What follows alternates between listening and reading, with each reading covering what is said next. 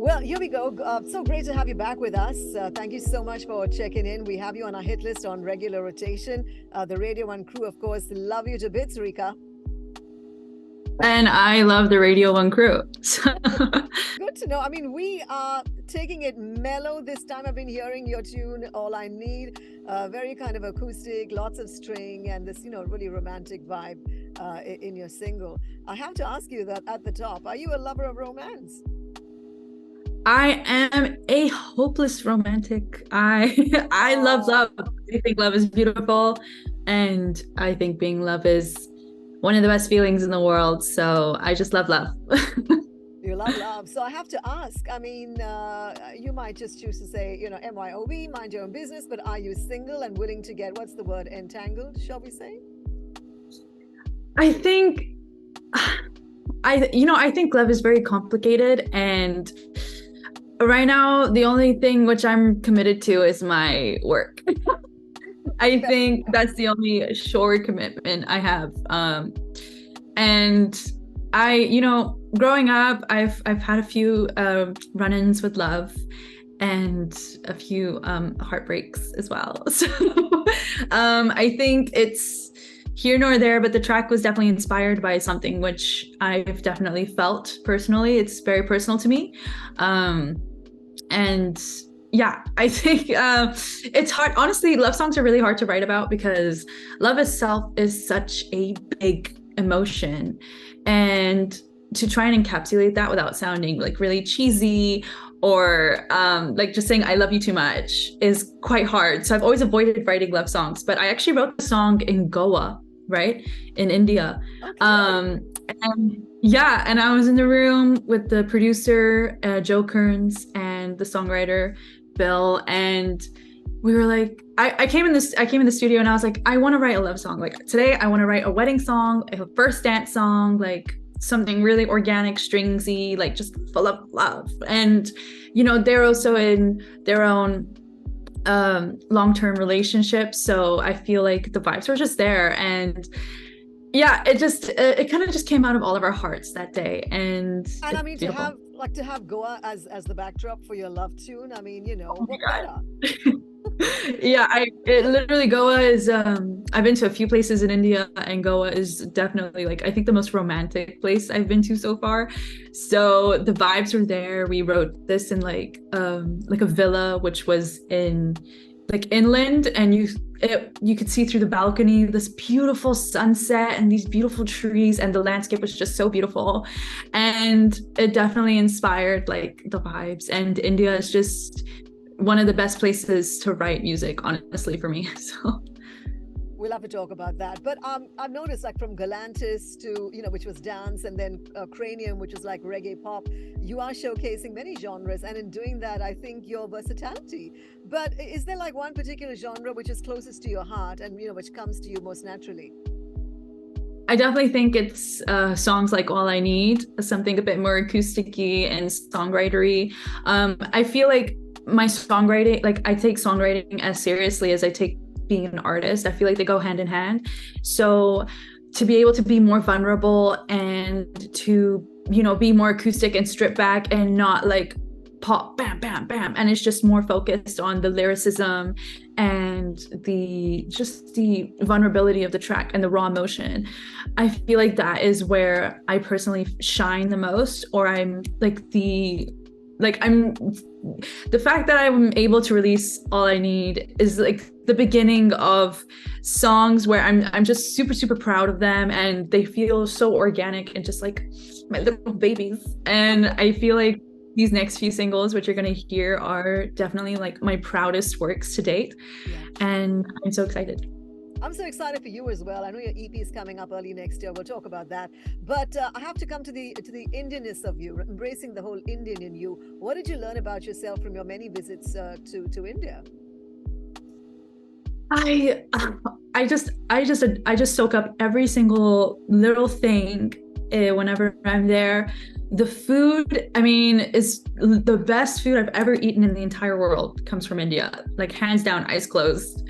And the culture is just so beautiful and so family oriented and people will help you who don't even know you and without even asking, you know what I mean? Yeah. Like they're so generous, so kind, so hardworking. And, you know, every time I go to India, it feels like home. It feels like somewhere in my soul deep down just feels really like nurtured and satisfied and just whole. My skin looks so like is better when I'm there.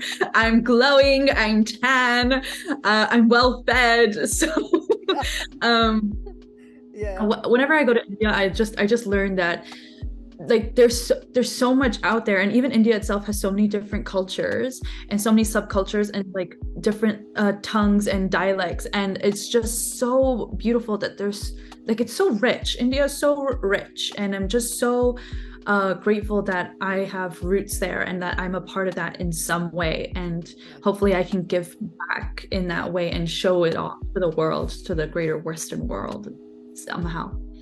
Well, I noticed in your past interviews, you talk a lot about family as well, and the fact that in the early days, I think your dad and your brother were very, much part of your crew.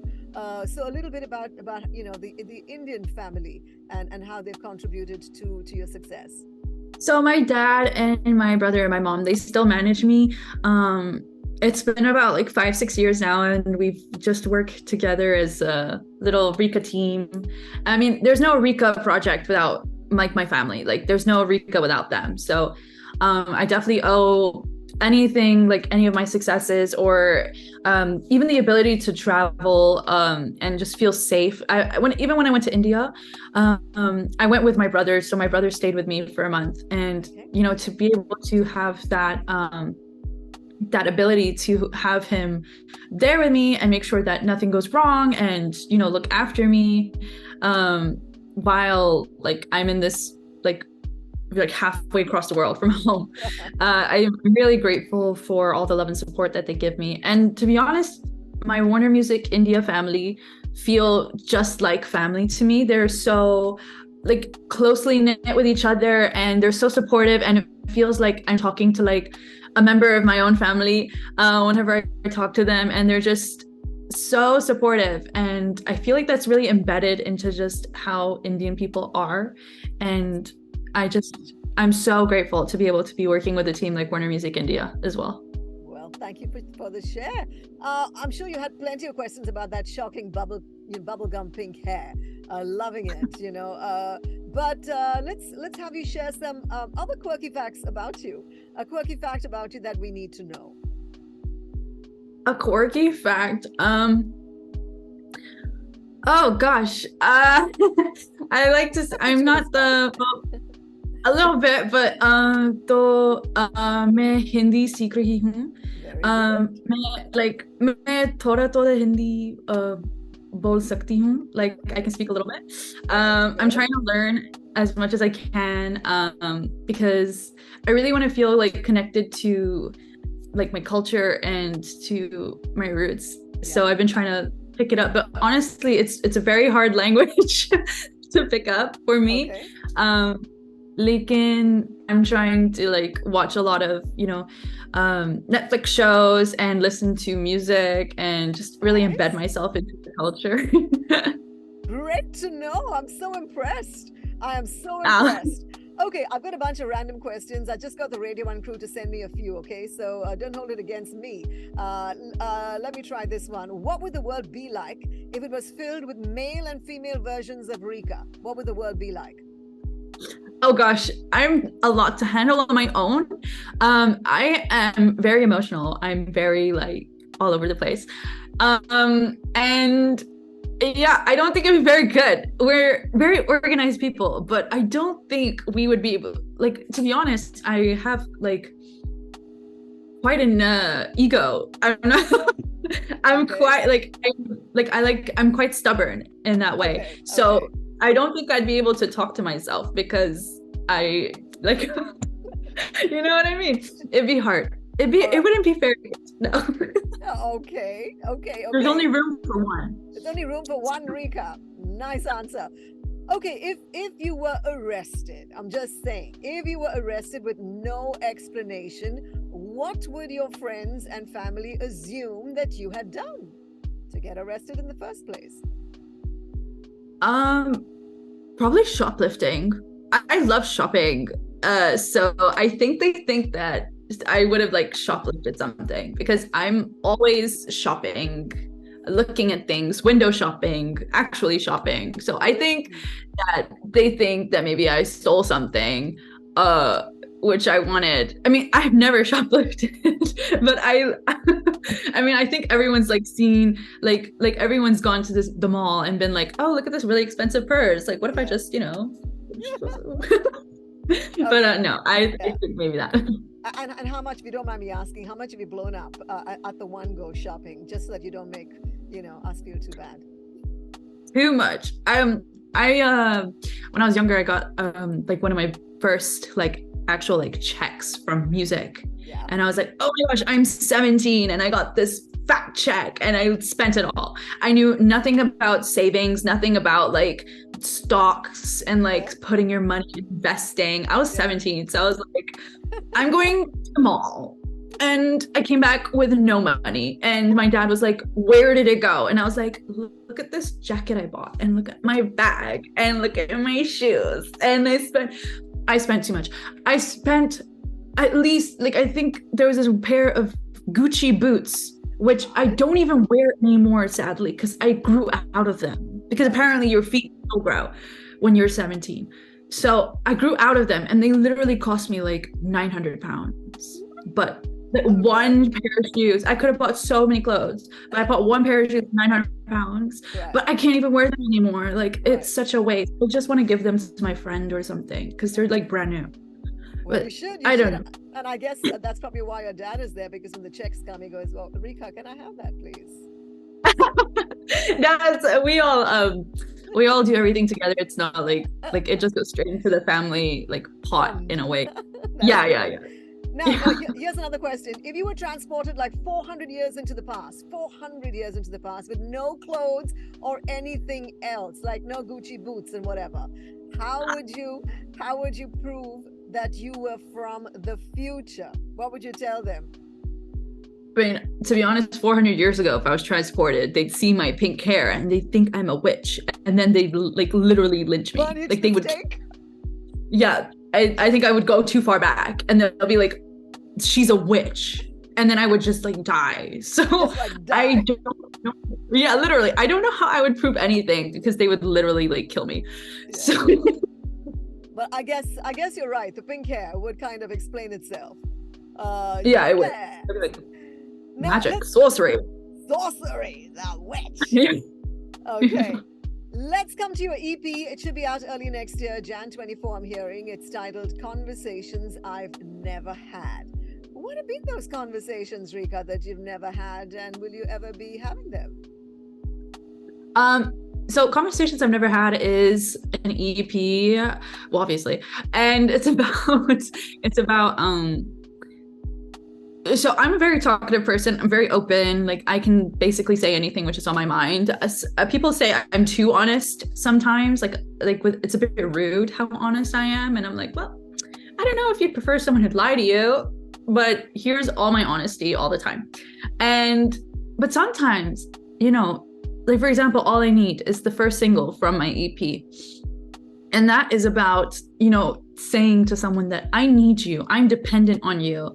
I need you like air, like you're my everything. And I feel like that's quite hard to admit to someone, because you don't want people to think that you're dependent on them. You want to be Miss Independent, but sometimes you're not. And I feel like that's quite hard to say. And some of the other songs, I have this one song on there called Grown Up, and it's about how it's hard to admit that, as a kid, you're like, oh, I want to be a grown up. Like being a grown up is awesome. Like, I just want to grow up already. Like, I just want to have a boyfriend and my own house and like a career. And then you become a grown up and you're like, what is going on? I want to be a child again. Like, why would I ever wish for this? So I have a song about that, and everything on the EP is its own little story and a little subject of its own, which I'm really proud of. This EP is very based, like very much like each song it's its own individual thing, but the whole concept is like words which are impossible, like which I feel like are impossible to say. But as a songwriter, like all I do is say things and speak and sing. So I'm like, if I can't say it, I might as well write it down and sing about it instead. True that. Looking forward to that. Holograms, virtual concerts like the ABBA Voyage, for example, is very popular today. I'm just asking, which artists from the past would you like to have a hologram concert with, perhaps? Like, would it be a Donna Summer or an Amy Winehouse, Aretha Franklin, or perhaps someone else? I think it'd be Prince. I think it would actually be Prince because You are my I think he's girl. so I think he's so iconic. Like Purple Rain and Kiss and when Doves Cry, like just all of the Raspberry Beret. Let me Like share. So I've seen Prince in concert, and it left me on a high for like 2 weeks. I was very young, but oh my God. Yes, I so get you, Rika. You're my girl. yeah, I think he's just such an icon. And I feel like sometimes he's a little overlooked. Like people are like, oh, Michael Jackson, but I'm like, okay, but Prince, like I feel like they're almost on the same level in some aspects. Yeah. And I feel like, yeah, definitely Prince. He's just a musical legend. Absolutely. Well, been scrolling through your Insta. You and Kylie been partying it up. Excuse me. She's been like, I think she's like an example of like longevity in the business, right? She's had like a #1 hit in every decade over the past 5 decades. So, what are the challenges that someone like you, an artist of today, faces when it comes to finding that hit song or making a hit song? I feel like times are so different. I mean, back in like Kylie's, I feel like she's still in her prime, but back in, when she was releasing like Love at First Sight and, all of her mega pop hits, I feel like music was just like the industry was just different back then. It was just radio and TV and then performing live. And that was the way people heard the music. And it wasn't like people now have access to any amount of songs at all times with Spotify, with like JioSaavn, with Instagram Reels, with Rezo, with all of these platforms. And it's like, it's no longer the radio and the TV, like almost formulating the people's opinion. It's almost the people formulating like what goes on to the media in a way. So I feel like it's harder to connect with such a big, vast amount of people because they have so many different opinions and so many different like thoughts. And it's like, I have to connect with everyone. And I'm like, that is interesting because it's like, do you even want to connect with everyone anymore? You want to just connect with people who genuinely believe in you and believe in your message and in your writing and in yourself. And I feel like it's interesting because on social media now, you're just creating like these little niche fan bases, and it's almost like a family which you're creating instead of like a ticket buying audience per se. I feel like it's a lot more personal now, and people have to share more about their lives, and they have to share more about like, their struggles and their imperfections, and you don't have to be so perfect anymore. And I feel like I've kind of gone off your question and kind of just gone somewhere else, and I kind of forgot what you asked. Let's bring it back to it then. We're basically talking about the longevity of it, making that hit. How hard is it to make a hit today for someone like you, an artist of today, compared to like a Kylie of then? Right, making a hit. Okay, we're talking about making a hit. Okay. Yeah. I feel like making a hit is again, it's like subjective. It's like, okay, what is a hit today? A hit today is like what can capture people in a 10-second snippet on TikTok and then get replicated over and over again. It's like that is what like a hit is, I guess, because then from that 10-second trend, which got 2 million Instagram Reels on, then people will go and stream the song. People aren't streaming the song and then making the music, like the TikTok videos or the Instagram Reel videos. Yeah. They're listening to it on Instagram Reels first, and then that translates to TikTok. Yeah. Oh, sorry. That translates to like Spotify and the streaming services. Right. So I feel like making a hit is again about like trying to connect with that. They're trying to find something which connects with that fast audience. And well, I guess sounds cool, but I don't know. I feel like good music is good music, and that will resonate either way. And I don't feel like you need to like change yourself or make like social media music to make a hit song. I feel like if it's a hit, it will hit, you know, Yeah. it will connect either way. And I feel like it goes beyond trendy music.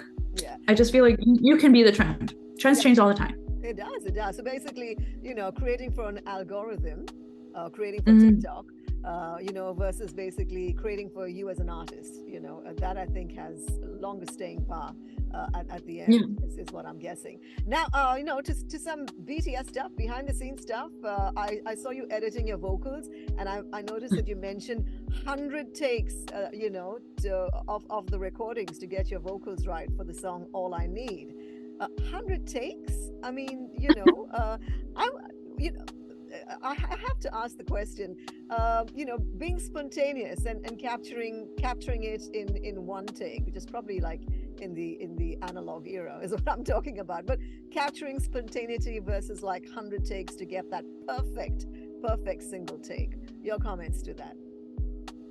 I really appreciate you bringing this up because I don't get a lot of opportunity to talk about how much I actually like, besides writing and singing, I actually do the vocals for the songs for like all of my latest singles, and I record myself. And I really appreciate you bringing that up. So with All I Need, I take forever on a vocal. I really sit with it, and I have to do it. I record the entire song and then I scrap it, but I record it again, and then I listen to it and I think about what kind of energy I want in certain words, what kind of emotion I want in certain words, how long I should pronounce something, how short I should pronounce it, what kind of vibrato I should have. To me, it's very technical.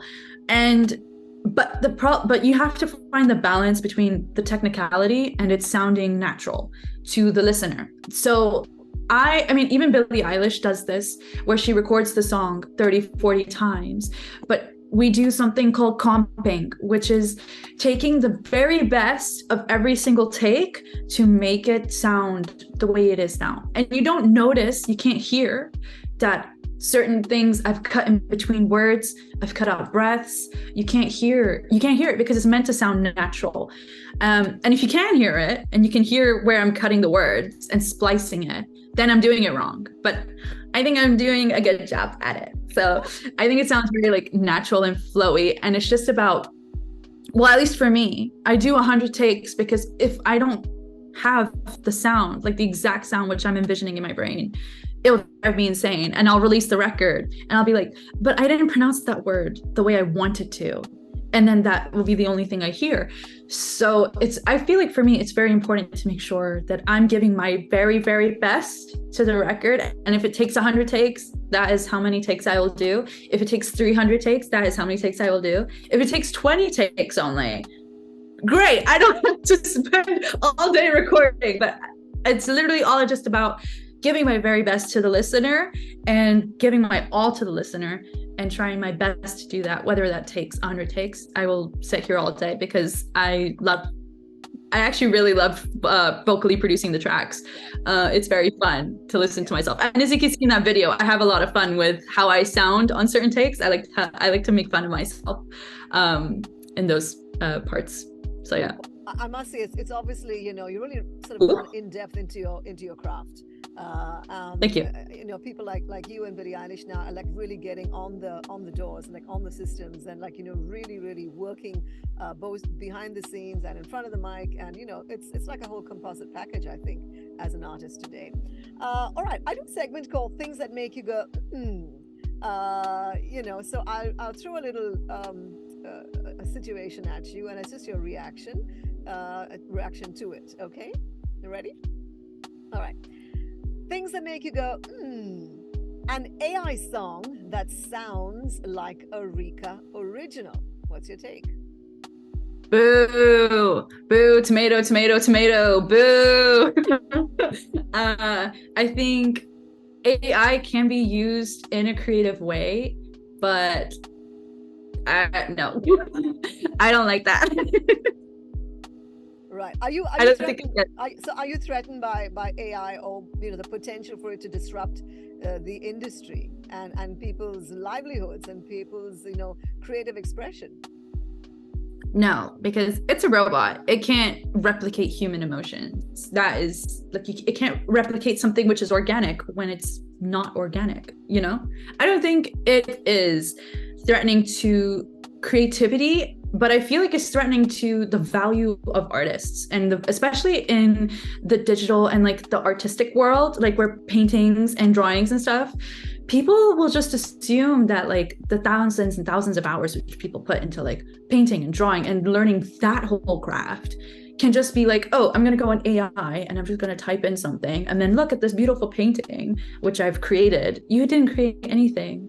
That's not creation. That's like, because those AI bots will take inspiration from the artist who did put in all those hours, and you'll just assume that it's that easy.